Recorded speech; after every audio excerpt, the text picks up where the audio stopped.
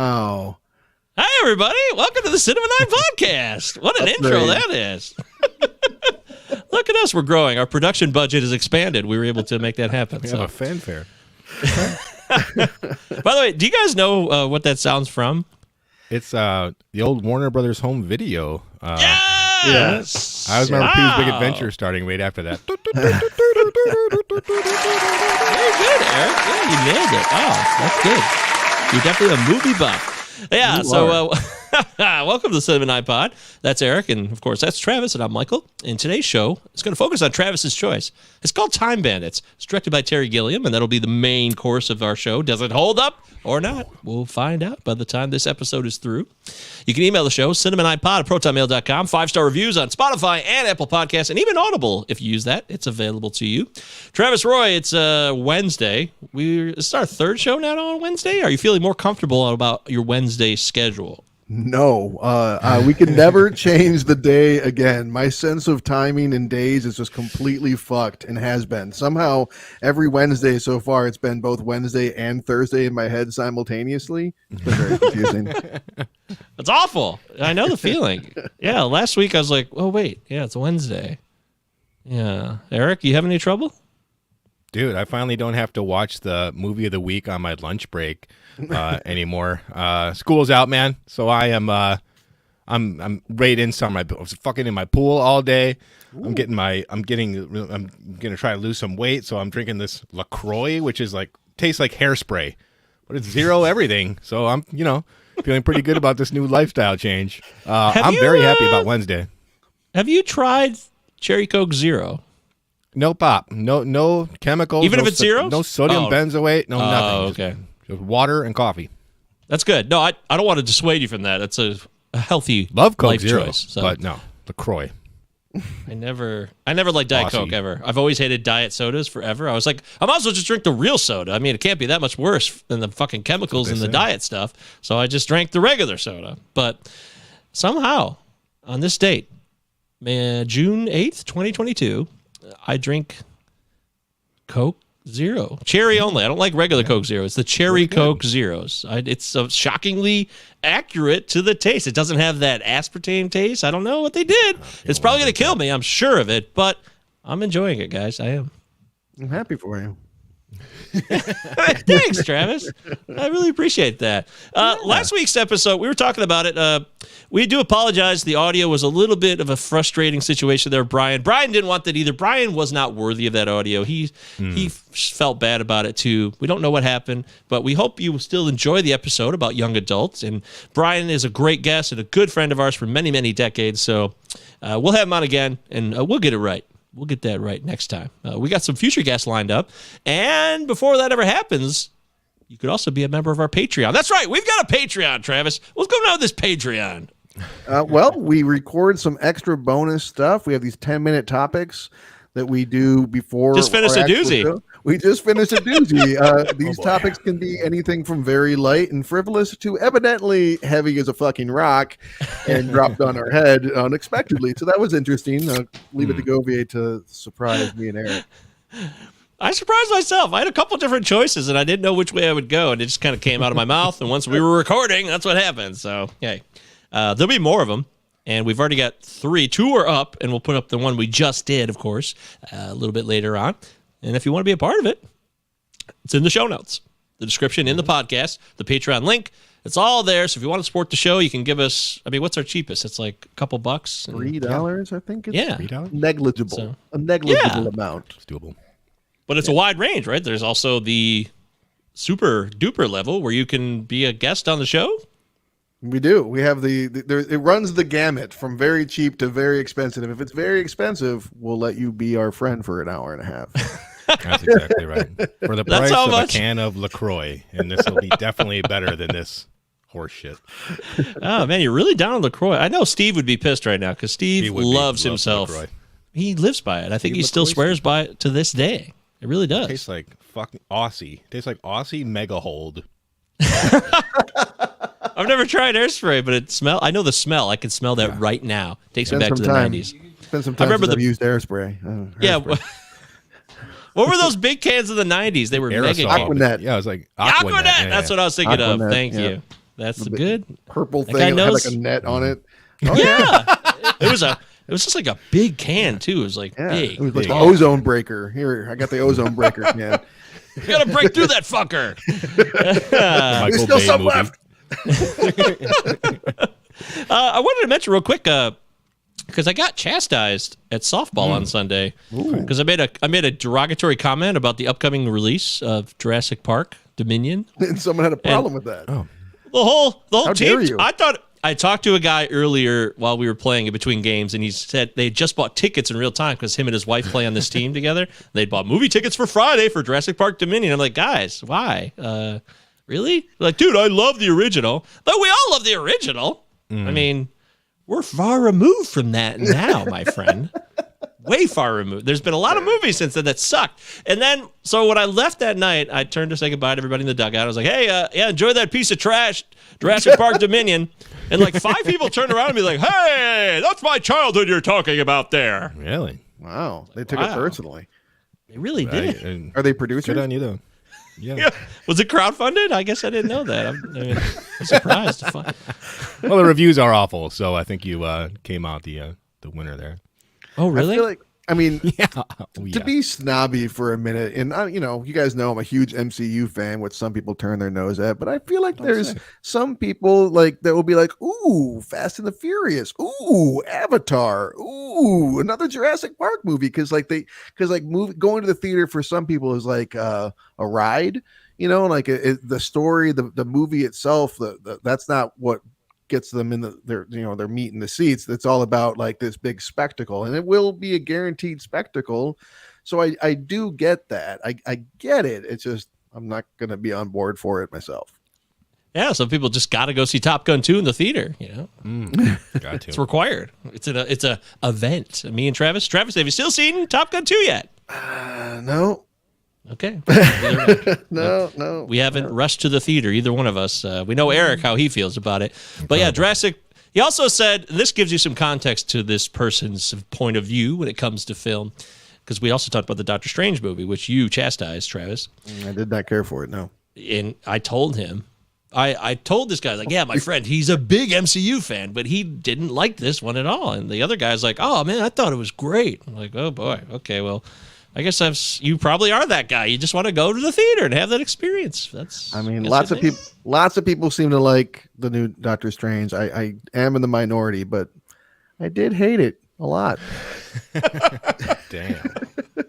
Well, speaking of other things you may have hated, maybe it's not as many. Hopefully it's some good, enjoyable films. What did you watch? What's going on with your quarantine viewing picks? Oh, shit, man. I watched one movie this week, and it was called Time Bandits.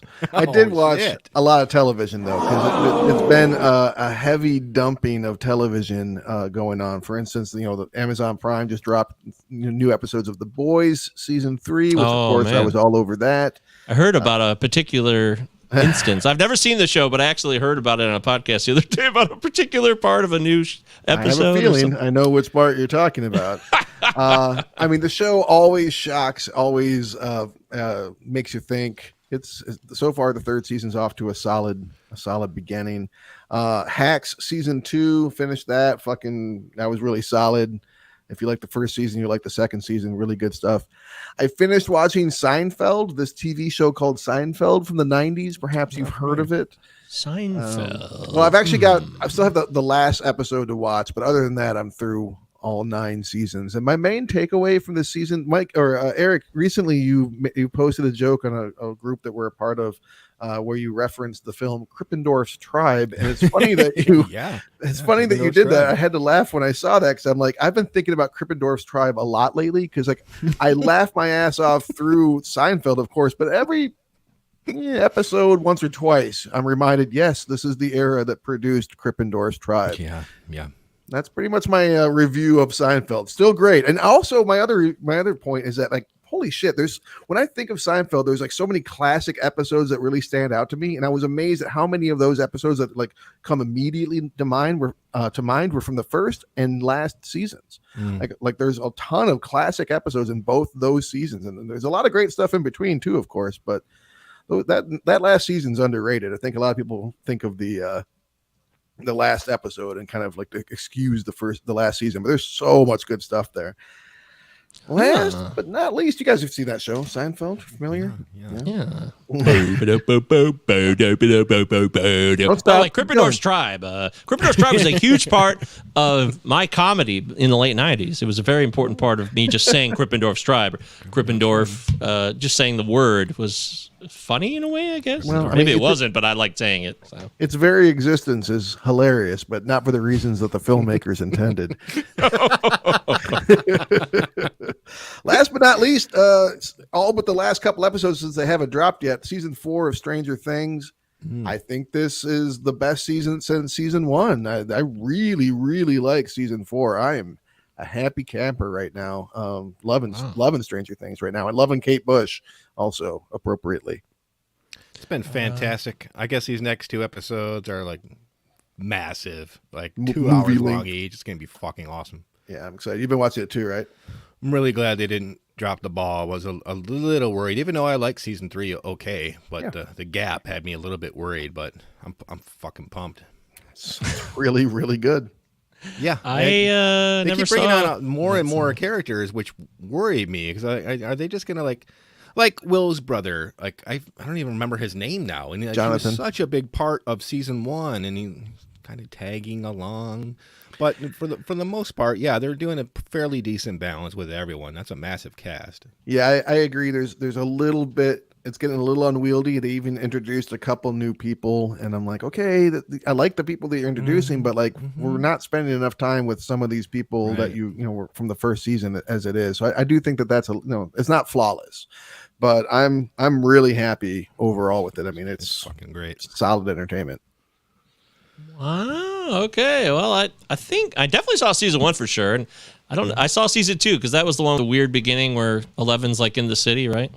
That beginning of season 2. That wasn't the beginning. That was like towards the end of that season. But yeah, that was the most that hated, was season 2. Yeah, the most hated episode of Stranger Things. Okay, but then I saw season 2. So I'm 2 down, and I got to catch up. I'll try to get there. That's season 3 actually that she leaves. Right? Oh, is it? Yeah. That's season 3 shit. that she leaves. Maybe I'm much more caught up than I thought. Good. What the hell? Yeah, 2 was good. I don't even remember anymore. Where are we? What year Season is it? 3, she leaves and she comes back and she saves him at the mall when the skin flayer or the mind flayer he's shopping. He's like grocery shopping or something. He's like getting something at the mall. Yeah. Yeah. Well, I'm lost. Why, I need to go back and dive in. That's why I had to go back and dive in. Yeah. Okay, I'll follow your lead. You're a wise man, and you know about entertainment. Travis knows a thing or two about entertainment. He really does. Eric Branson, what do you know about entertainment? You got something to recommend? You got something to shit on? A bit of both. Shit on me! Shit on me! All right, Pluto. Definitely have to shit on. We made some Aquanet jokes. When you come back, Aquanet, Unnet, and The Net. Because I tried to watch The Net, which I've never seen. Sandra Bullock, Dennis Miller. It horrible. I turned it off. It's so bad. It's so bad. Erwin Winkler directs. It's a competent screenplay. Horrible. What? Terrible. That was Erwin Winkler. Erwin Winkler. There fantastic director. I don't. What is this movie? It's so hey, what is going on here? So dumb. Had to shut it down, man. And then Unnet. We have The Net, Unnet, and then Aquanet. Unnet is for some reason, dude. When it's like midnight and you can't sleep and you're scrolling through Tubi and you've been scrolling through Tubi for like 2 hours, and you're like, enough is enough, and you hit play. And you find yourself watching the made-for-TV Annette Funicello story biopic.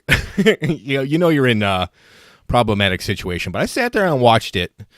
I watched it, and it's fucking bizarre. You've got Annette Funicello playing herself when she's old, and then you have like Frankie Avalon playing himself, interacting with like an 18-year-old Annette Funicello, like during like the beach blanket bingo days. It's so fucked up. I can't explain myself. I sat there and watched it. Got nothing from it. And then when it was over, I questioned my entire life. Got the diary out. Lake Mungo, I remember, and I talk about it all the time. Like, oh, you got to see it, man. You got to do. Oh, it's not that good. I overestimated it all these years. It's standard. Norm Macdonald, nothing special. You know, he How was recorded this special just on his computer to get all of his material out before. It was essentially before, you know, during the lockdown, and he didn't know what was going to happen to himself, and he put it out there. It's about 50 minutes of material with just no drops, no nothing, just him hitting record and just doing it on his screen. It's fantastic. I mean, he's essentially trying out material. So you've got big laughs, and then you just got like, you know, that would probably get cut from a regular special. But you also have this really beautiful retrospective on the man in like an after show. Conan O'Brien, Dave Chappelle, Molly Shannon, David Spade, and Adam Sandler, all in David Letterman, all just talking about Norm for like an hour, sharing intimate stories and talking about what made him so unique as a comedian. My favorite stand-up, personally. Really recommend it, man. I really like that Netflix put this together. It was touching. So for all the naysayers out there, Netflix was like getting shit on recently, but with Stranger Things 4, this beautiful special, yeah, keep at it. Getting even with Dad? Yeah. I turned it on, dude. I wanted a family film from the early 90s, and it took me forever to find one. I hit play, and I'm glad I did. Saul Rubinek, Gaylord Sartain, Dead Danson, Matt Culkin. It's fun. I enjoyed the movie. And that was that. Early 90s produced Home Alone, just saying. That was a pretty big family friendly. Yeah, man. It seems like you were insinuating that it was hard to find one. Well, I burned through. I was like, Indian in the Cupboard came up. I watched that, hated it. And I'm like, what else we got here? I couldn't find Batteries Not Included. Yeah. Do you remember that preview on the Ninja Turtles VHS, the Indian in the Cupboard preview? I absolutely remember it. I never actually. Yep. Absolutely remember. Really he opens the cupboard and Lightfoot's like, bright light. And then they're like, this summer. Even then, I was like, who cares? But yeah. Good book. Yeah. Vastly superior book, yes. There you have it, man. The Net and Annette Funicello and Aquanet. And Aquanet, apparently. Get the net. Get the net. All right. Thank you, Eric. My name is Michael, and I watched, man, it's one of my favorite movies. I wrote it down on my list of favorite movies, but I probably wouldn't bring it to the show, although I might bring it to the show again, but I'm going to talk about it. So I forgot about it. Just One of the Guys, 1985 film about a woman who goes undercover at a high school way before Never Been Kissed. Dude, so. My Venus saw my penis, and the damn thing came between us. Isn't that the same movie? Oh, wait, that was a different movie. It was like the same movie, but reversed, because there was a movie where a dude pretended he was a woman. Oh. That you're Just One of the Guys was a woman pretending she was a man. I apologize. I have no idea what movie I just quoted, but it was the same movie in like the mirror universe. Oh, I believe it. Yeah. I'll tell you. What was that the called? big My line Venus that is your stands out penis? for me. Yeah. My Venus is your penis? Who was Come the between star? us? Who was the star of Joyce Heiser, a gorgeous woman, by the way, a beautiful woman who never. She was beautiful. It's what kind of ruins the movie a bit. Is like now watching it, you're like, I mean, come on. I know she's cut her hair short, but she is a fully developed woman, and which is actually part of the plot. It's kind of funny too that the guy. Where do you get off having tits? It's such a weird line. That's the line. And like the culmination of a serious moment in the movie. And this movie is in the lineage of Billy Zabka. He's the bully in this one. Yeah. So he's the main bully. This is a year after Karate Kid, and he's back doing his thing. You got Ari Gross playing a super nerd, and it's a strange movie, but the movie line that stands out the most in this probably has to be all balls itch, as a brother tries to teach his sister that, yes, all balls itch, okay? So it's it's fun. It's still fun. I Googled my Venus is your penis, or whatever the hell you said, Travis, and my Venus malware saw. is on fire. My Norton is like blowing up, so I might get some I computer didn't problems recommend anytime that. now. My Venus saw my penis, and the darn thing came between us. Okay. I can't wait to find out what that's from. Another movie I loved as a kid, which is Christine. I love Christine. It's such a great movie. Yeah. Amazing. I watched this movie so many times growing up. Like I could quote the whole thing from beginning to end. And at the time, I didn't realize that it was John Carpenter when I was a little kid because I didn't really know who he was yet. But the fact that I loved Christine and I loved Big Trouble in Little China growing up, like those were two huge influences on me as a kid. Just reminds me, you mentioned Carpenter as one of your favorite directors last week, Travis, on our segment about our top 3 favorite directors. And it reminds me of just how much I appreciate his work. Christine has really got some great practical effects efforts with the cars. Dude, the car, it still looks good.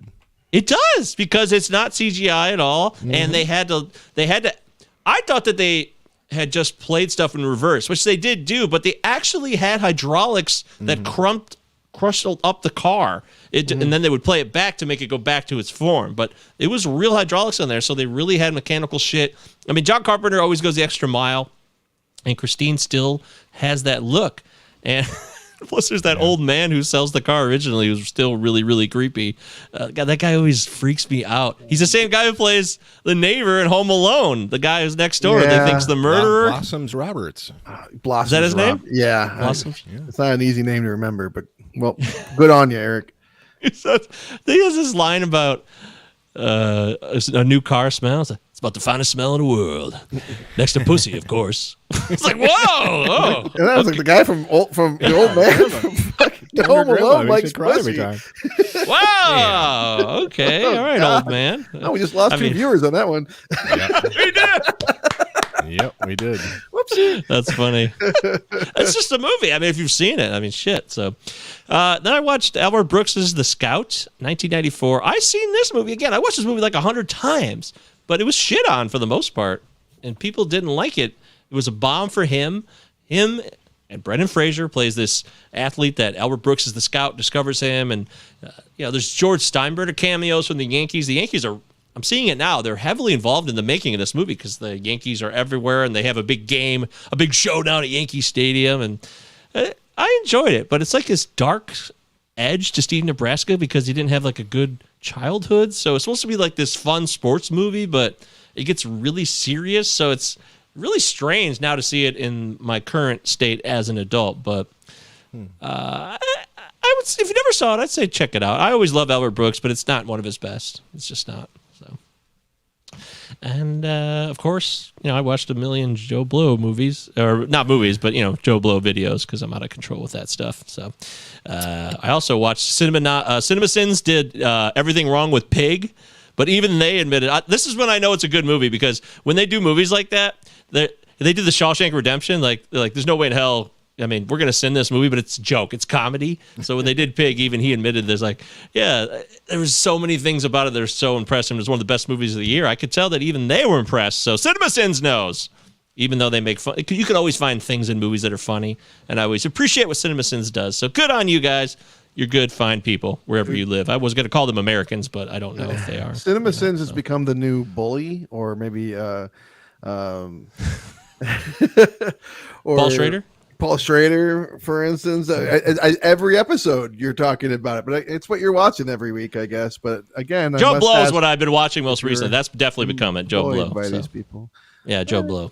Are you employed, sir? Employed? Yeah, I went back and watched the Snyder Cut again, too. And oh my God. I just thought I wanted to take another look at it. I've been really thinking a lot about Batman vs. Superman and everything that could have happened there. And also I never saw it because I saw the first one in theater. The Amazing Spider-Man. I saw the first one in theater. I was like, oh, cool, let's watch this in the theater. And I never saw the second one, though, because I just lost interest. And I also had some other things going on. It's pretty bad, just like everyone said it was. Part 2. You got Paul Giamatti's there's so much shit crammed into the movie. It's insane. Like, it doesn't make sense. Yeah. But then you're not wrong. Yeah. Well, you find out after the fact, or at least I found out after the fact, that they were really trying to set up too much, so they kind of screwed themselves by trying to cram all this shit to set up future movies that never got made because the movie sucked. Yeah. Got to give it that ending, though. That ending's pretty bold. Yeah. Yeah, I don't know why people get so pissed about Garfield. A lot of people, I guess, didn't love him as Spider-Man, and he was more of he wasn't, it seemed like less nerdy, I guess, something a little bit more pretentious or something. I'm not sure what it was, but I always love Andrew Garfield and what he does, so I don't know. I can't help myself. I enjoyed it, but I wouldn't recommend it. Definitely not recommending the film. So there you go. That's some stuff that I watched. That's some stuff that Travis watched. Yeah, that's some stuff that Eric watched. So if you like that stuff, you want to comment on it, you can email the show, cinema9pod@protonmail.com. And, of course, you can connect with us on all your preferred social media platforms. Yes, we whore it up for all social media. We're not, different than any of you. We live in this world, and we understand how things get done. So if you can't beat them, join them, right, guys? Right. Yes. I don't see any new emails, by the way. It's been a minute. I feel like we're on a cold streak there, but we'll get there. We'll get there. I know we'll get back to there. that. Someone will email us. And we also could use some reviews. It's been a minute, I think, since anyone's reviewed us. So if you could take a minute and just drop, or even just, click the stars. You don't have to write anything. That would be cool. Thanks. All you need is one finger to do that, technically. You could do it. Or a pointer. You don't even need fingers. This is true. It's true. It is true. All right, well. You do have to go on the net, though, which can be dangerous, according to this Erwin Winkler film. They could take everything from you. They could. Yeah. In 1995, all of your information's on the net. All of it. In 1995, yes. Yep. Yeah. It's like an old people's horror movie. My information is out. It's so terrible, but I don't know. I kind of like old people are terrified of their information getting out. They really are. I mean, it did. The net did come out 5 years before people thought the world would end because of computers. Y2K and whatnot. What's that, Mike? Oh, my brother wants me to go see Top Gun 2 right after this at 9:00. I'm like, take him up on the offer. I mean, I want to go see it. Leave early. By the time we finish the show, and I'll need a break. I won't be ready. So, but he's been wanting to go see it for a week because he's like everybody else. Everybody wants to see Top Gun 2. You got to see it. So. Not everybody. Not everybody. Okay. Well, I'll see it. I'm kidding. Don't be cruel. Come on, man. Speaking of that, Elvis will be out shortly. All right, let's get into Travis's selection for this week. It's called Time Bandits. It's directed by Terry Gilliam. And there's a bunch of people in this movie. In fact, there's a bunch of people in this movie who play multiple parts. What a surprise that is from these guys. That's shocking, right? It's unusual to see Michael Palin play multiple roles in a movie, right? Co-writer Michael Palin in this case. Co-writer. That's right. So this movie's from 1981. Apparently Sean Connery's in this movie. He is. Mm-hmm. You didn't catch that? Yeah, barely. I'll talk more about that later. But this is a movie that Travis chose. So Travis, from 1981, Time Bandits. Do you remember seeing this in 1981 when you were 1.5 or maybe 2? Well, I didn't see it in 1981. You know what? It's funny that you labeled this on the YouTube thing. Is it the greatest movie you've never seen? But for me, it's something that I've seen a million times. My mother started seeing this guy. I mentioned it before, in 1987 or 88, who used to record everything for us. And you were talking about not recognizing that Christine was a John Carpenter movie when you were a kid. I remember watching 12 Monkeys and being like, who is this Terry Gilliam guy? I'm gonna have to see more of his movies. And I've been watching Time Bandits, Brazil, and Adventures of Baron Munchausen over and over and over again. But I was such a little kid, I didn't read the director's name or care. I just thought they were fun. So this was one that was never my favorite of the movies I just mentioned, but I repeatedly viewed it as a kid. And as I said last week, I had not seen it in such a long time. Seemed like a good one to bring onto the show. So is it because sorry? Is it because Dan Plummer has your copy of it on VHS? Not sure. He has a better memory about that than me. Dan, we haven't heard from you in a while. If you're out there, Dan, we miss you. Yeah, hit us up. I'd never seen the film. I'd always heard about it. But, I got a weird relationship with Terry Gilliam, dude. I'd watch 12 Monkeys over and over again every single day, and Fear and Loathing and The Fisher King. But oh, shit. I know. I didn't care for Brazil. I didn't like Baron Munchausen at all. So I didn't really think I would like this one. So I never really gave it a fair chance until I saw it a couple times this week. I have often said that Fear and Loathing might be my favorite movie of all time. It's definitely in the top 5 without a doubt. So, I love Monty Python too. So that takes me back. I grew up on that stuff. It was fun for me. But I never saw Time Bandits, and I've actually never seen Brazil. So there's a lot of his movies I haven't seen. I've seen The Baron, but it was a long, long time ago, and I remember being like, I don't know what's happening. I don't care. But maybe that'll come up. Maybe that'll come up with the show again. Who knows? So I never saw Time Bandits, and I didn't really know much about it at all. So when I turned this movie on, it was just a brand new world for Mike Govier. But I do know it's Terry Gilliam, but I also know it's early Terry. I mean, it's not early. I guess in his directorial career, it's somewhat early because Monty Python had been doing their thing. So he was already, I look at Monty Python movies now and I really feel like he was probably like the big driving force creatively on a lot of the movies. I know John Cleese is the actor that in Eric Idle, they get a lot of the credit as the actors, but I feel like the creativity comes from Terry Gilliam. It's pretty obvious to me now. And Terry Jones, who also co-directed a lot of that earlier stuff. But yeah, this was the first time like Monty Python was over at this point, and Terry Gilliam was like, okay, I'm ready to branch out and do new things. And luckily, George Harrison was like, hi, I like Monty Python. I will give you money to make this movie. So thank you, George Harrison, for that one. Oh, what a nice guy, George. Hey, like, rest so in long power. as I can put a song on the soundtrack. And Gilliam was like, no, fuck that. No. That's where I draw the line. Classic Gilliam. So IMDb score. I don't know the score. I'm going to guess on it. I don't know either. I'm going to guess. I don't know. I'm going to guess respected but not loved. I'll say 6.9. Yeah, respected, but a little bit forgotten by today's audiences. 6.8. I'll lower it a little bit.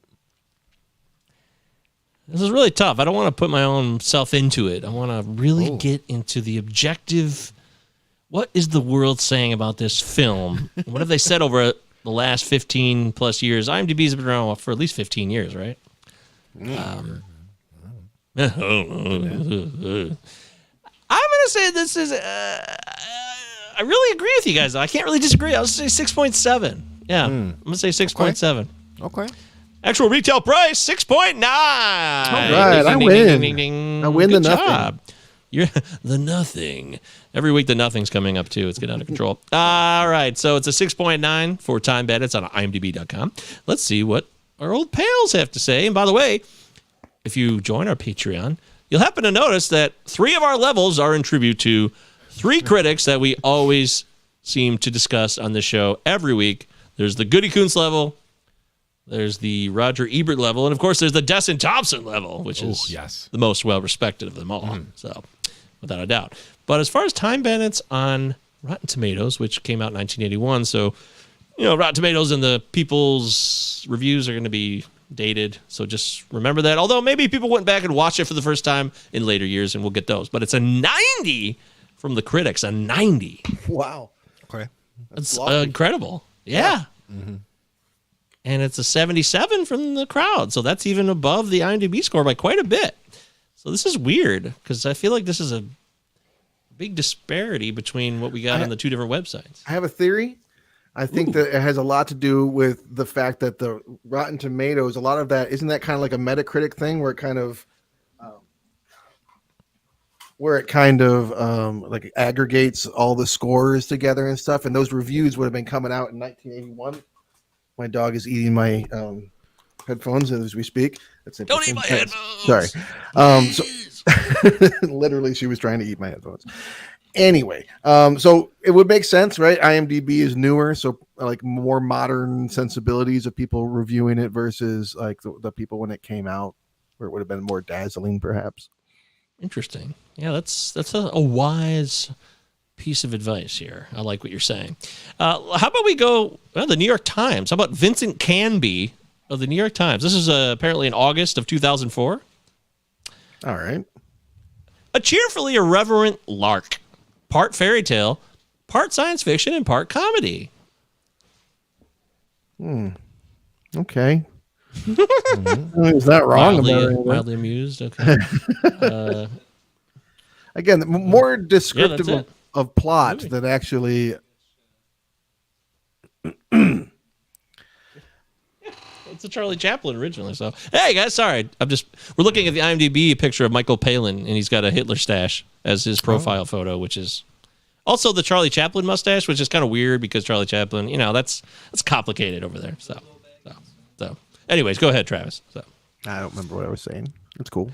I don't remember where we are. Who are we? We were talking about the movie, and that's right, Roger Ebert and Hitler did a October 23rd, 2004, Roger Ebert said this. This was pre-jaw surgery. Amazingly well produced. The historic locations are jammed with character and detail. This is the only live-action movie I've seen that literally looks like pages out of Heavy Metal magazine. Oh, wow. Heavy Metal reference. Okay. Okay. Kind of cool. So he was impressed and good. Yeah, that's cool. Good. I've read the full review, though. He had some issues. I don't remember verbatim, but he did have some issues with it. Yeah. Well, that little piece taken out. Yeah, that synopsis. How about Dan Jardine from Apollo Guide? I don't even know. Dan Jardine. Hey, I love the Apollo Guide. I'm no idea a what that regular. I've been a subscriber for decades. The film's charm rapidly wanes as it becomes clear that we are bearing witness to a comedy with few jokes and an adventure movie without a sense of joy. Wow. Yeah, there's jokes even like when there doesn't need to be jokes at all. I could name several instances where there's just like visual gags going on that this guy must have missed. So I don't know. Yeah, I mean, I'm kind of seeing what this guy's saying right here. This movie is just an amalgamation of all types of shit, right? It's got so much, so many genres are jamming together, as Terry Gilliam likes to do. He doesn't want to be stuck. I mean, it's always fantasy with him a lot. It's a fantastical film, but there is constant little jokes that, like the Napoleon thing, that was unbearable for me. I'm sorry. It's like, good God, man, this joke is not funny. I'm sorry. I love Ian Holm, and I'm into this movie early on, but that was just like the movie stopped for me there, and I wanted it to move past that. I'm with you. That's for me. That's the least good part of the whole movie. Oh, okay. Is that whole sequence, and I think Ian Holm was good casting there. But yeah. Yeah. Oh, absolutely. I'm with you there completely. But so the jokiness. You've seen this movie a lot, Travis, and you had a nostalgic factor to it. Is this movie funny to you today? I laughed at exactly one moment, which was in that scene, so it wasn't completely without value. But when they sing and dance, and then they turn to the stage manager and say, "How was that?" and he's putting his head in the noose, I got a laugh out of that. Yeah, that okay. So that was kind of funny. He originally had the revolver to his head before that. He's like, "God, this is awful. I want this to end." That was funny. I agree. They don't make those kinds of good suicide jokes anymore for good reason, but it still made me laugh. Well, I mean, we've all been in a situation we would just do anything to get out of. So I can understand that. But yeah, so Terry Gilliam has this movie here that is this a kids movie, guys, or not? I thought it was when I was a kid. So I'm gonna say yeah. It's aimed towards kids. Definitely. Yeah, it's a classic late 70s, early 80s PG kids movie that is not afraid to scare the shit out of kids while also entertain adults. Yeah, that sums it up. David Warner, ready to wear some crazy outfit and be terrifying. Yeah, that's right. Is it the Times of Legends? That's that world? The Time of Legends, and he's in some sort of fortress, and he is evil, but evil is just technology, I guess. We'll get into that. Okay, so the movie starts with by the way, I never saw Jim Broadbent look so young. Wow. Right? What a Jim Broadbent. young... Your money or your life. I think drowning someone in custard. So this is... All right, that's classic, like Monty Python would make those kind of jokes. Yeah. And that fits right in. But then it's like, is that just like a quick side joke? Like, 'cause it seems like it's supposed to be part of a theme of the movie here. The money or your life is a symbolization of this people. The people are talking about all the technology they have and how they were frustrated because it takes 15 seconds for their ice block to turn into a beef delight, and their neighbors have one that does it in 8 seconds. That's how the movie kind of starts, while the kid is back there reading historical stuff about how warriors had 44 different ways to kill someone, and he's trying to set up this dichotomy there. But then it's like, is it come up again in the movie? Is this a theme of the movie, like technology or the lack of thought that continues to pervade modern culture? I'm not sure. I'm curious what you guys think. I think both. At one point, it's kind of muffled, but the kid Kevin asks the Time Bandits, like, "Why are you always after money? Like, this is amazing as it is. Like, we don't have to like focus on money. What we're doing is already fantastic." And there's definitely this whole thing with modernity happening and there's like these concerns about the future, I guess, from Gilliam and Palin's perspective. Like, you look at the henchmen for evil, like they're all like wearing plastic and like draped in like tubes, and they're talking about like cathode rays and like everything is like very technological. So I think that, yeah, there's both money and this anxiety about the future and the technology. And then lastly, I'd like that they set up early that Kevin is a history buff, because there's this whole thing going on in the movie like, oh, is this a dream, or is this a child's fantasy, or is this really happening? And we can get into like the clues that are dropped along the way as they come up. But I think the movie's set up pretty well. Lastly, one more thing. There's this like distinctly British thing in kids movies in the 80s where like the parents were awful and you want them to be gone. That seemed to happen a lot. I don't know what the parenting system was like for like in England at the time, but it seems like a lot of filmmakers hated their parents, or just hated the concept of parents. Yeah, I mean the movie it's about a kid who's being neglected by his own family in favor of consumerism and technology. I mean, for me, it's pretty blatant symbolism here. I see the movie all in the kid's imagination. So, of course, he thinks that bad things are going to come from technology because that's all of his parents. That's all that they're interested in. Mm-hmm. I mean, literally, the villains are covered in plastic, just like their fucking furniture in their immaculate, shitty little suburban house. And that's what I like about all these elements in the movie, and especially the conflicts with how they're resolved, because they're kind of resolved like how a kid plays in his room. Very simply, it's very binary: good here, evil this, be bad, relish in evilness. It's just so imaginative, and I love the perspective the narrative gives us. I think you make some really great points there, but the bandits themselves, aren't they kind of like neither good nor bad? They're in this, they certainly to me seem to inhabit this gray area, and that they're good, but like they're like tricksters, you know, they're rapscallions. They're like this other category of like neither good nor bad. Yeah, that's where it gets interesting. And now I can't remember where I read it, but I understand Palin wrote maybe the story, and then Gilliam focused on the character work, or vice versa. But there does seem to be kind of this maybe clunky amalgamation of just imaginative child storytelling and like religious undertones, because the bandits are fallen angels who are trying to, you know, steal God's power in you know, dethrone him or blah, blah, blah, whatever. So that does not mix that well with what Kevin's going through. In fact, he just kind of tags along and, you know, doesn't really contribute that much to the story in the grand scheme of things. But I don't know. He's certainly the least interesting person in the movie. I was obsessed with this one bit of IMDb trivia about the whole Time Bandits representing the Monty Python troupe.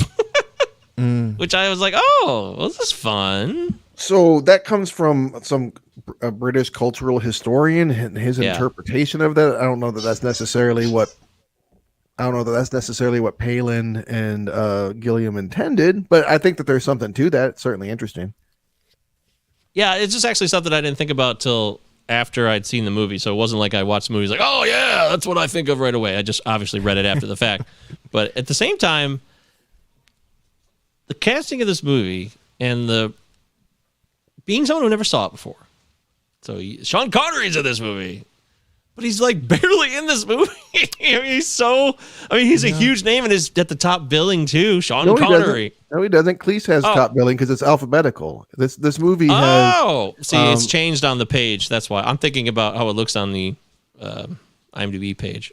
Oh yeah, IMDb probably just has the biggest names at the top, but this movie, I mean, like, it rides on its cameos. A lot of people did favors, like Connery himself. So like, there's a lot of people kind of like get like just showing up for a few days of work and leaving, because it's really, you know, it's our bandits and Kevin that we're following. I was waiting for him to come back in the final showdown with the evil genius. I was like, oh, he's got to come back. He's got to come back. He did come back as a fireman. But But not as King Agamemnon. No, he's the fireman that doesn't care that this kid just got orphaned right in front of him. He smiles at him after watching his parents blow up and drives We're out of here. Yeah, they don't call a coroner, no investigation. Fire's put out, we're out of here. Okay. But yeah, man, like, I got to tell you, I mentioned earlier that I watched this twice this week, and I'll tell you why. Because Monday I watched it, like, I got up in the morning, got my coffee, and I turned this on, and the whole experience just kind of glossed over me, and I wasn't feeling anything at all. In fact, I was kind of annoyed by, like, the cloying giddiness of just everything. I found it really irritating. And then that night I was feeling bad. I'm like, Christ, what the fuck am I going to talk about on the show? They're probably going to love this. So I decided to watch it again today. And I really didn't want to because I kind of hated it when I first saw it. It was just so bizarre. My perspective completely changed on this second viewing, dude. And you know I'm a huge flip-flopper. But I don't know, man. Has it ever happened, like, where you just have to be in the right mood for a certain movie? Sure. Or else you would denounce it? Yeah, no, there's definitely movies I know I've been unfair to because you go back and watch them in a different mindset and you're like, oh, where was I on this? Yeah, that's definitely something that happens to me too. It's a thing. I think it's a common thing. Premise of our show, maybe? Yeah, that's a good point. You know, a CD I heard for the first time that made our song, I was like, but then I got into it later and it just became a part of me. It happens with lots of different types of artistic creations. And this movie, I got pretty annoyed through a lot of it. I admit that. But it wasn't. Usually I get really annoyed with kids in movies. Actually, I didn't have a problem with this kid. I thought he was very passive in a lot of the parts of the film and I actually felt bad for him. Yeah, yes. Yeah, man. Okay, so that horse and the knight come through and the horse in the closet for the first time while Kevin's in bed and he doesn't know if it's a dream or not. And I was like, okay, what the fuck is this? And then Dad's pissed because he heard something. So it's like, it's really confusing because like, what is real and what's not a dream? And I'm cool with that because Dad heard shit upstairs and he was pissed about it. So he heard something. And then the bandits come through the next time and Kevin's been waiting. And the whole setup there, by the way, and I guess we should probably talk about this, is so many wonderful things to look at in this film. Even that room and the way they created the wall that gets pushed back into oblivion, into this open black hole. Awesome. And even the horse before that with the knight jumping over Kevin in the bed. As far as I could tell, I was like, oh, wow, that looks pretty good. Yeah, it's like running off into like the wilderness or whatever, and you can see that like most Gilliam movies, the real centerpiece here is the production design and how he uses it. Like it's dazzling. Yeah, the glass corridor that awesome. traps them in that world that they're stuck in. The ogre ship with Mona. Awesome. Mona. Dude, is it a Terry Gilliam movie from the 80s if there isn't a 3-masted ship in it? I know. I actually thought of that. And I'm not, that's a great call. Dude, how many fog machines were on these sets?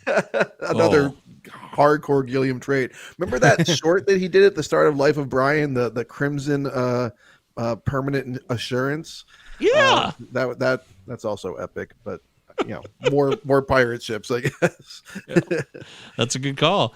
Yeah, so yes, but the bandits, I was like, are we going to be stuck with these guys? I was actually counting it down, wondering when I would no longer be with the bandits. I was hoping it would not be the centerpiece of the film. And once it is called Time Bandits. It is called Time Bandits. That was my concern too.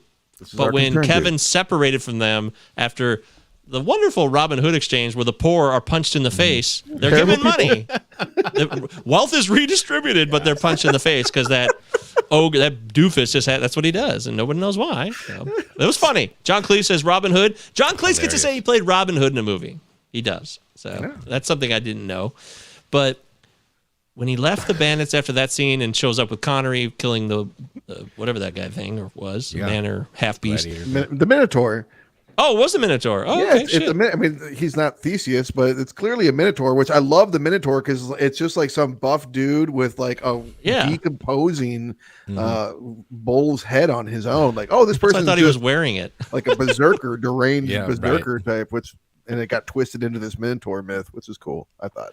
Okay, well, that makes sense. But my bottom line is once that separation happened, and I thought the Time Bandits would be away from the film, I was like, okay, so where are we going now? And I was kind of excited about it. I got to say, they're annoying on purpose, probably. Because you already described the characters that they are in a way, but I really found myself being annoyed by them. I really did. Oh man, dude. That first viewing, they were intolerable for me. Mostly because, like, I think David Rappaport's was a pretty fine actor. He's pretty good as Randall. Dude, I love the Wizard. God bless, like, Kenny Baker and Jack Purvis and Mike Edmonds, but they're just such bad actors. Like, there's so much mugging and just, like, there's so much fucking mugging that they do get irritating. I actually think that Jack Purvis is the best actor out of all of them myself. I think that I like David Rappaport. I loved The Wizard when I was a kid. I actually think he's not that strong in this. I don't know, because he's kind of the lead in some ways, and I don't think that he's quite up for it. Frankly, I think Jack Purvis, his reaction when Kenny Baker's character Fidget dies, and I think that he's a lot better at having a range of emotions. That said, there are moments where it's like, oh, they're bumping into each other again. But my favorite thing about them kind of constantly bumping into each other is, like, I'm watching the movie and over again, I'm like, there's only 5 of them. Wait, now there's 6 again. Wait, where's Vermin? Now there's 5 of them again. No Vermin again? That joke sucked too. The Vermin eats things. That I didn't think that was funny at all. They pushed that on me. I think they need to have Vermin do something because he didn't do much else. So, I mean, it's really, if not the first film where you have a cast composed primarily of little people, and you got to give it up for that. But one part of me, especially on this first viewing, does see this as kind of like, I'm sure, like, fucking Dinklage would throw a fit about this, knowing, you know, how he fucking hates the Seven Dwarfs and all this shit. They do just seem like exploited as silly, you know, creatures to laugh at. You can almost picture Gilliam just chuckling behind the camera, like, oh, they're bumping into each other. Look how they run. It does get a little cloying. Napoleon and I like little things hitting each other. You're right. There is probably an exploitive element here. Although I will, you know, they maybe enjoyed not having to be, like, covered in metal or, like, makeup. Like, Jack Purvis was in every Star Wars movie, and every time you never saw his face because he was covered in shit. So he, you know, at the very least, they got to, like, be themselves and actually act, as opposed to just being reliant on their stature and the fact that they could fit in some costume. Yeah, I think that's the conundrum of it all. It's like, I'm really grateful for this opportunity. I don't give a fuck what anybody else thinks about it right now, because it's better than what I've had before, which says a lot about the entire thing there. Sure. But I just tried to put myself as a first-time viewer and be patient. Once they were separated, I was like, okay, all right, you know, we gotta calm down. We got Sean Connery. I liked how easygoing he was in this role. Yeah. He was just having a nice time. I have some reason my final memory as a human being of Sean Connery is kind of like an angry, bitter guy for some reason. I'm not sure where I grabbed that from. I think Sean was okay.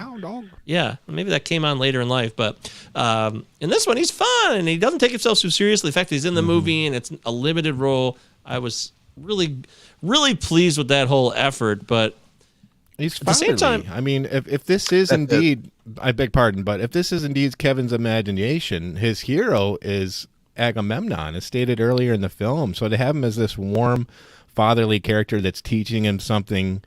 It's not technology once again, but it's just imaginative magic is kind of beautiful. But it's also hilarious that this history buff would choose Agamemnon to be, like, the perfect father, since Agamemnon killed his own daughter. I was gonna say.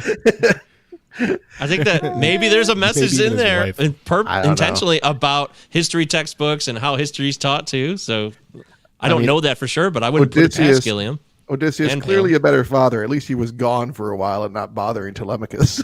Yeah, it's better to neglect than kill outright. I would agree with that. So, yeah. Don't if we have children. Yeah.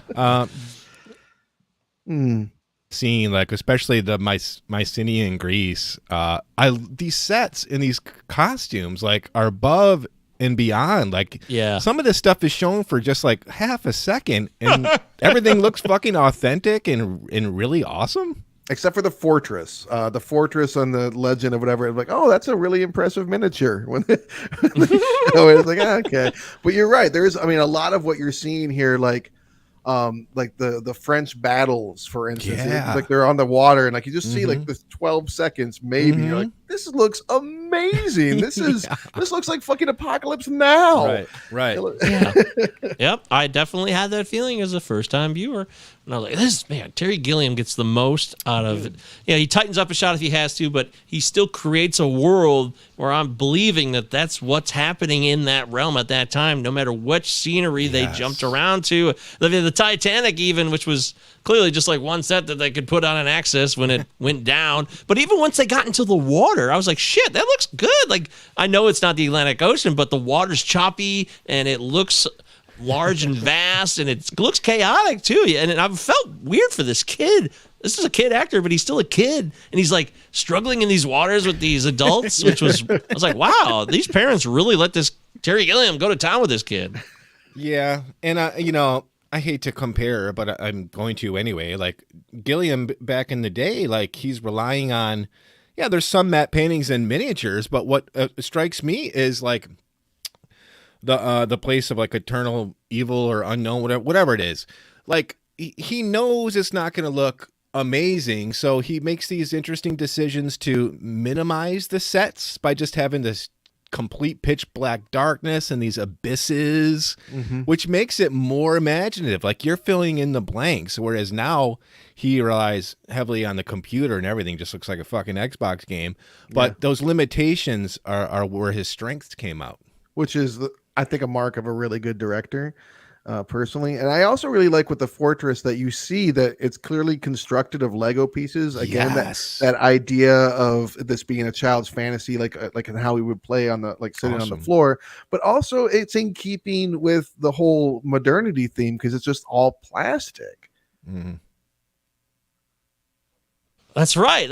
Okay, good call on that. The ship looks great, even though I said, he's got to have a ship in every movie. That looked outstanding. And then the dude who wears the ship, the way he shoots it, I know he's using camera tricks, but it's still, I was like, this is awesome. This giant man, the sound effects really kick in with each step. And he's wearing a ship on his head, and it probably drags on a bit longer than I wanted it to, but it's still...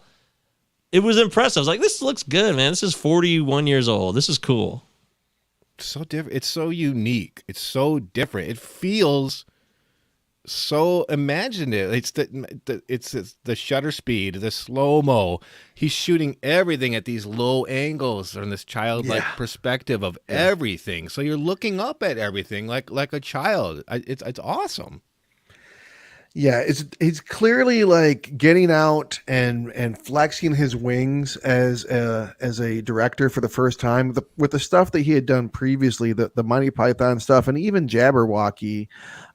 This stuff he was kind of beholden to other creative minds that he was working with. And Palin still was involved here, of course, both acting and writing, but you get the sense that he's really doing his own thing here. And that was partly, that was how Monty Python worked. Like everybody kind of, for being a troupe, they kind of worked independently, especially him since he was the animator. But I feel like this is like, he's really unfettered here and showing and learning for himself what he can do. Okay. Yeah, look, Terry Gilliam's directorial chops, I don't think they're in question here already with this film. That wouldn't be one of the reasons why I would vote on this movie maybe not holding up or not. I got bummed out by the Time Bandits, and I also was kind of like, oh, great, Michael Palin and Shelley Duvall are playing two quick, repetitive characters in different historical times, which happens a lot. He's got a problem. The problem's back. He needs some fruit. What is that problem? It's not clear at all, right? That's funny. I think it's funny. We don't know what his problem is. It relates perhaps to his member. It's solved with fruit. E.D. Bosman, he has to wear some bizarre thing once in a while. This is so funny. What are these people? Because they're supposed to be the same people. They're popping up in these different eras. Is this like a reincarnation?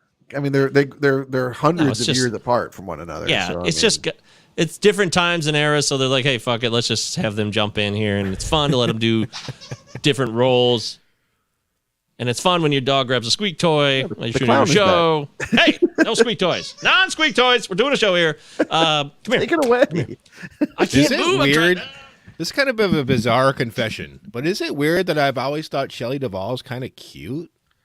I mean, what makes that a bizarre confession? You're Well, allowed to isn't think like Shelley she's Duvall's supposed to be cute. like Supposed like to nothing. the You're not Stanley Kubrick. You don't have to view her through any specific lens. All right. Yeah. I'm You think she's I'm not attractive? You ashamed. think she's attractive, right? Sure. Do I have to? She's clearly a fine-looking woman in 1981 in the Time Bandits. I don't even care about that. I just Yeah. all I think about her is in Olive Oil and Popeye, and I think about The Shining, and that's it. And good for her. And I feel like her life didn't go the way it should have. She got kind of screwed in some of the ventures she had, which is unfortunate. But I want to give a lot of credit to my main man, who I don't get to see him in enough movies. And every time he shows up in a movie, though, I'm like, you know what? I love you. You are so undervalued. You're so damn funny. And then David Warner is always getting the most out of a lot of the parts he does. I first remember seeing him in Teenage Mutant Ninja Turtles 2, Secret of the Ooze. Fuck yeah. And I dude. was like, Razor but then when I Ramon. watched movies I got older, I was like, oh, there he is. He's all over the place. And he's a constant force. And he's great as the evil genius. And they have that whole exchange when it's so Monty Python, by the way, when he blows up his two minions who question him early on. And the first time we get to see them, it so reminded me of the Holy Grail, where there's so much questioning of power and authority at all times. It made me laugh, man. though. It was really funny. He's even like, coolest good part- question. The coolest part is, and I timed it the second time I watched it, he doesn't pop in for until Christ, I wrote it down almost an hour in, and we're talking about the main villain here. They really are taking their time on him, and when they introduce him, it's perfect. His own minions are like begging him to kill them so they can see how powerful he is. That's how unorthodox the movie is, though. Like, it doesn't follow your mainstream routines of, we got to introduce people at this amount of time, we got to get the first, second act, blah, blah, blah. It's just unorthodox. Yeah, and that was supposed to be Jonathan Pryce playing evil, and I'm glad that he got busy with other stuff. He does pop in. Did you guys see Jonathan Pryce pop in it for 2 seconds? He had a little cameo in there. I'm pretty sure it was him. I didn't see him in the cast, but I'm 90% sure that when Kevin first shows up in Italy, where Napoleon is taking over, and he talks to some guy, and he's like, "Oh, you're going before they tell him he's going the wrong way." He's explaining what's going on. I'm pretty sure that was Jonathan Pryce right there. Oh, okay. But Lore Master said he rented this from Blockbuster. Worst movie ever. Lore Master hasn't seen The Pest with John Leguizamo, apparently. Yeah, you also haven't seen a couple of Larry Clark movies, maybe. Okay. Seen Gummo, Lord? Where else? What else we need to talk about here, guys? We're covering a lot of ground already. What Make sure David exactly Warner is gets props. your money or your life? Like, what is this show? Like, what did they kill you or give you money? Yes. I mean, we clearly see a man Jesus. drowned to death in custard. Yeah, and you hear the father make like a backhanded compliment, like, "Man, I would have took the money." He's dead. Kill him in custard. That was funny. That made me laugh. All that really matters is getting the best kitchen possible. That's all that really matters to these people, which is funny. Dude, you dog the Bandits, but I love the Bandits the second time I saw this. The thing about them that I like the most is they're so good at teamwork. Like, everyone knows their role, and they all kind of know how to accomplish a task. You don't have these drawn out scenes where every one of them has to be so different. They're just kind of like a good team. Like when they're stuck in those cages, man, it's so fucking awesome. Like, that whole sequence is amazing. And then Wally's like, "Watch this," because he wants to he's proud of how awesome he can do this. It's super fun for me. Yeah, no, yeah. I agree. I mean, and shout out to Mike Emmons, who played Og, the only one of the bandits who's still alive. The rest of them have passed on. He played Jabba. Yeah, like Emmons did. Jabba's tail. Okay. Okay. Jabba's tail.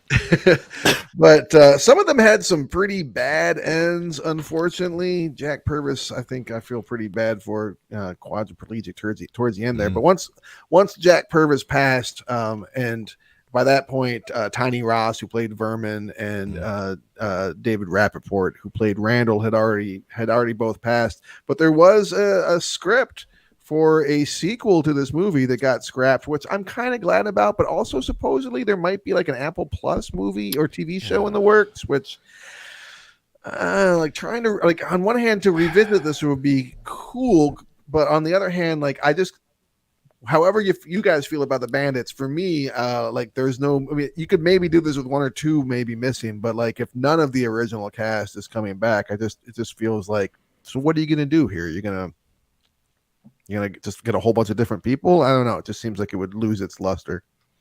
Me. I want to give credit to Peter Vaughn. Peter Vaughn was Maester Aemon on Game of Thrones, which is like his final role. A lot of people who are younger would be like, oh, that's how I know him.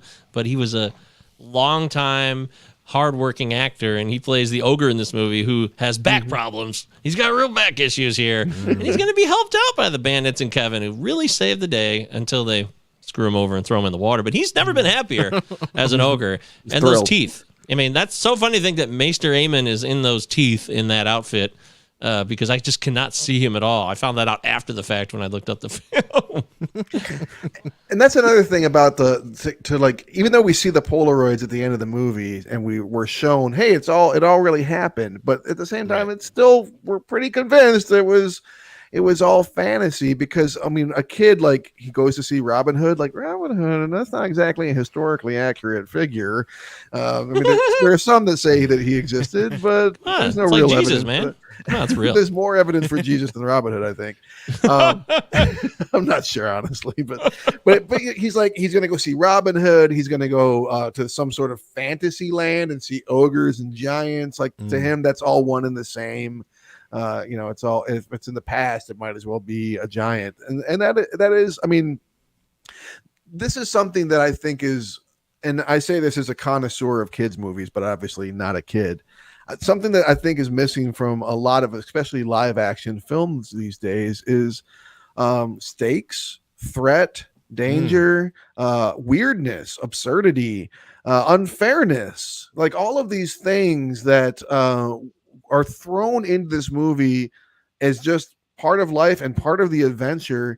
And I feel like movies that are geared towards kids these days are so sanitized that you're not going to be given this kind of bewildering nonsense that you have to yourself kind of unpack and make sense of, which is too bad. Yeah. Fear, like I was talking about Flight of the Navigator a few months ago. I'm like, this situation is terrifying if you're a kid. Like, if they remake this nowadays, there's no fucking way the parents are going to explode at the end. It's all going to be tied up, and they're going to throw their toaster away and give Kevin a hug. Like, it's You're right. it's so of its time, man. And a lot of people did, take a little umbrage. It's a very kind of droll ending, but people did take umbrage with this ending. But that's kind of like how kids, like, I teach third grade, and like every time I do a creative writing exercise, it'll end with like, and then they all died, or like, and then they were all murdered by Pennywise. Like, that's something that a kid would do. Like, he punish anybody, even your parents. Like, and then I blew up my parents because, like, I want to be free and liberated. It's just that in itself is childlike, and we shouldn't be afraid to go to those places, scare kids, be imaginative, and just revel in fantasy. Good points. Yeah. I also really like that the parents don't touch the evil until he tells them not to, and then they both at the same time are like, they probably wouldn't have touched it if you hadn't said anything. Then they both do and blow up. That's a good call. Yeah. There's no stakes in kids movies. There's not. In fact, it's hard to get stakes in like full-on adult movies. It not something that happens enough, and it's usually my biggest complaint, or at least in the top three, along with Dreams and a couple others, character motivations. But in mainstream film. It's just, we can't have too much of a risk. We just want people to show up, make sure we get the money, because it's a commercial venture. And unfortunately, commercial ventures always win with studios. But that's why this movie gets to be unique, because it gets to do whatever the fuck it wanted to, however it wanted to, because it had no one to be beholden to. And even if they did have to be beholden to George Harrison and his partner, they didn't give a fuck anyways. They sure didn't. I'm imagining an alternate universe where Terry Gilliam Terry Gilliam, I'll come back.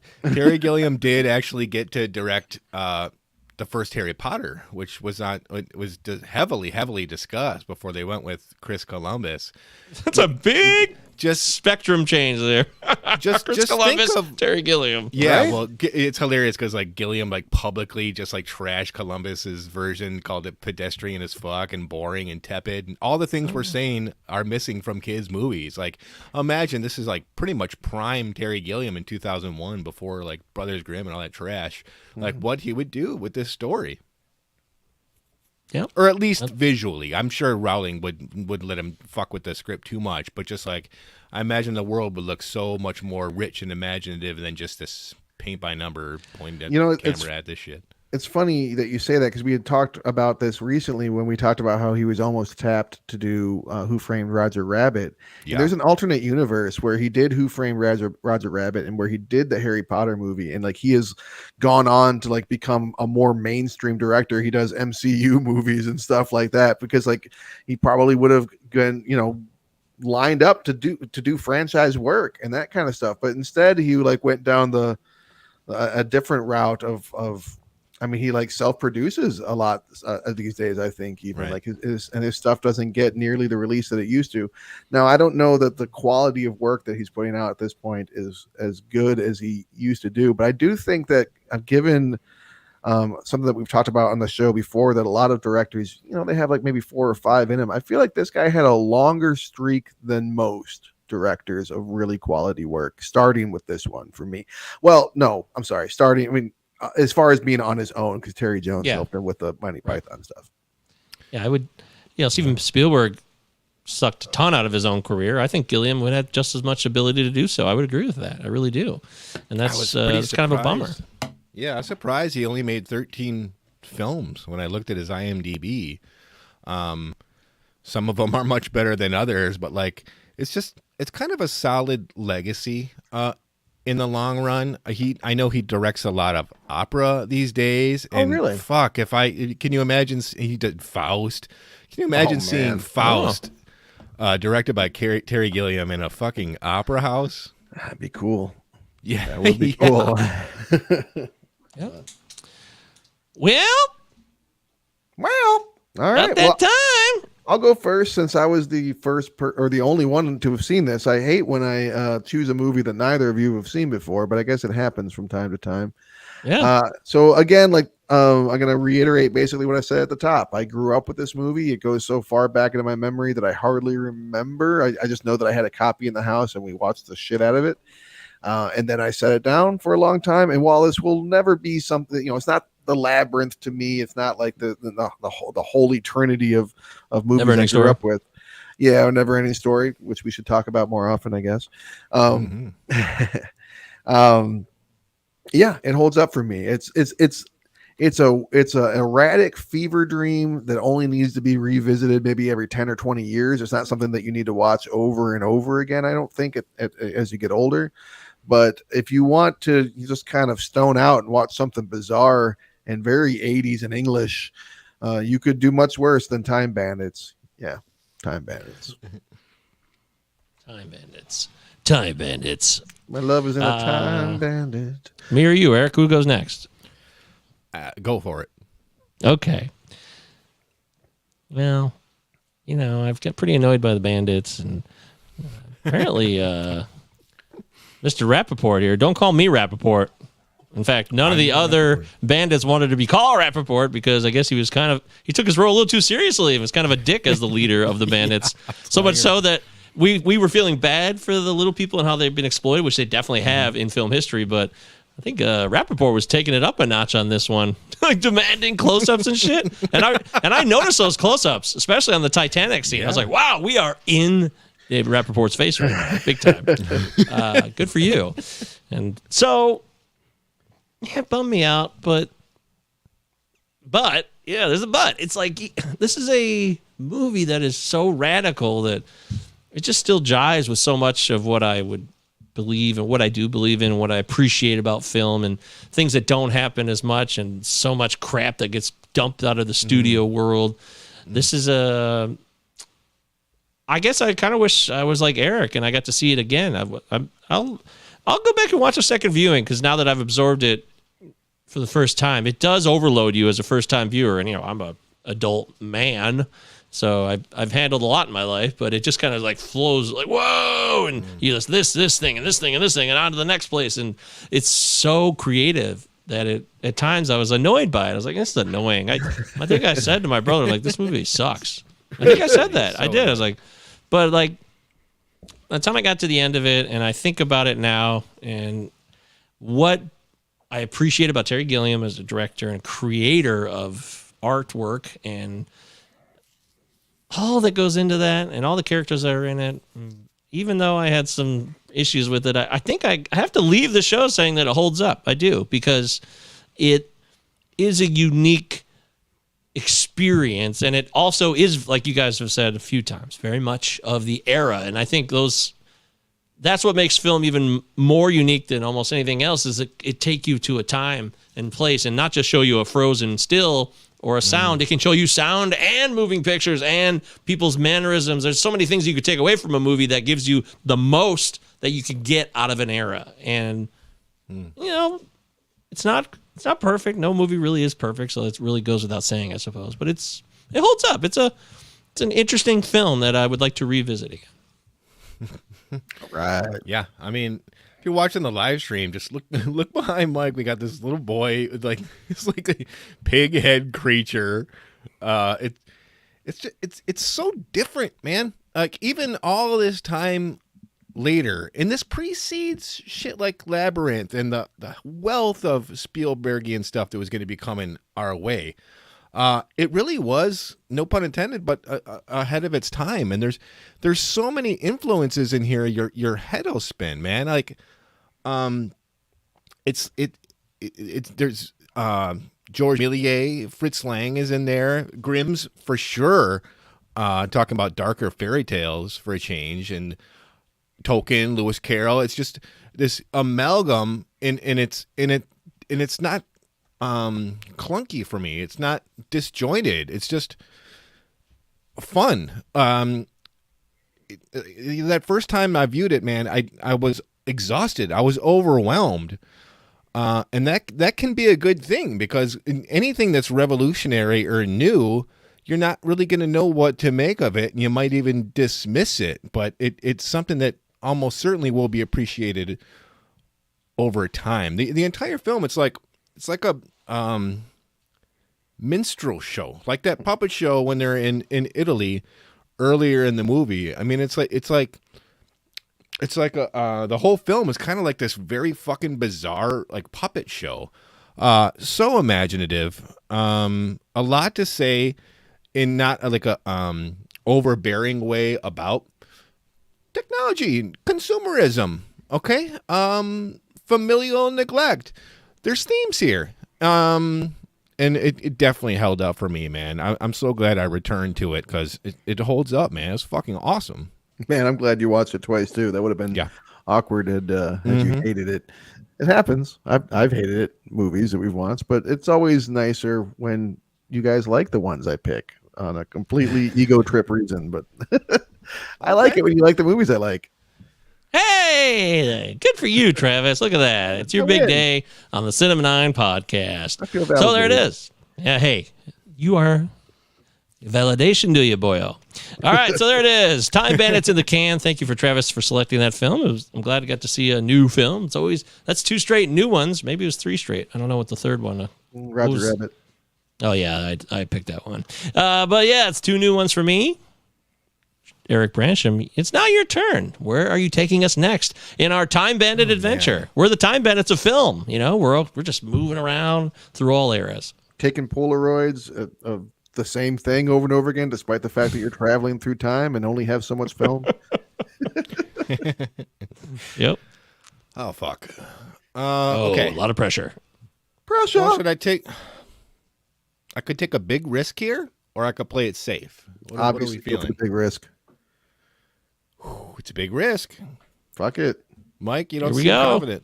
I'm always ready. I'm never afraid. Let's do it. We're gonna do our first documentary film, but Awesome. it won't be like a drag. It's a fun documentary, one that I fucking loved when it came out, and I've been wanting to revisit it for a long time. From 2007, The King of Kong, A Fistful of Quarters. Never seen it. Never seen it. Oh, dude, this should be something. This should garner some interesting conversations. I think we'll have a lot of fun. I didn't know. Did we ever make a ruling on documentaries? Not that we didn't or did. We did not. Is that film? Goes. Yeah, it's a film. Of course, it's a film. Shot on film. I remember this movie coming out. It was a big deal. I'm glad to finally have be goaded into watching it, I guess. Yeah. It's funny you say that. I think we saw this together. No, I've never seen it, bud. Oh, boy. 100%. Here we go. Okay. Well, hey, what was the memory? What's the alleged memory? Do you recall? We watched this when we watched The Wicker Man at my apartment in Whitmore Lake. We got all that candy and pop. We watched The Wicker Man, then we watched this. Maybe you had to jet out. I think I left or went to bed or something. Okay, all right. God damn it, you can go to bed. All right. All right, that's it though. Should be interesting. The King of Kong, Fistful of Quarters. If you like video games, you like real life stories, see what happens. This is about the guy who set the all-time record, right? Something like that. Yeah. For a while. I remember this coming out, yeah. Okay. Cool. King of risk. Kong. It's a risk. All right. Eric, we're proud of you for taking a risk, Eric. Don't beat yourself up. This is a fine choice. Nobody's pissed. Look, you got to drink that LaCroix in the meantime. Well, yeah, this pig is pissed. So next week we'll do King of Kong. Don't forget, we got a Patreon. It's live here. And if you want to support the show, it's in the show notes. The link will be there. If you listen to the podcast version, you can see it right now by clicking in the show notes right there. Easy to find, very, very low-priced, supportive measure just to start. I know inflation's up, times are tough. We get it. We understand. If you can support the show, great. If not, if you just continue to listen or review the show, that's more than enough. It's okay. But if you feel like we've done a good job and you want to show us that love, then we would love to have your patron love, and we will return that with more patron content, if you will, because the word content has replaced everything ubiquitously for anything that is created ever, right? Yeah. No argument here. Okay. Well, for Travis, that's Eric. I'm Michael. Thanks so much for the Time Bandits episode of Cinema 9 Podcast. We'll see ya. Look! Turn beans into peas.